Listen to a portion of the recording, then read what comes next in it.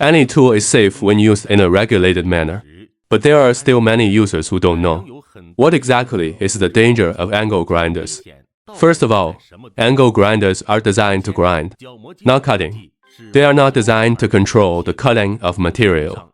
It cannot be used as a cutting machine.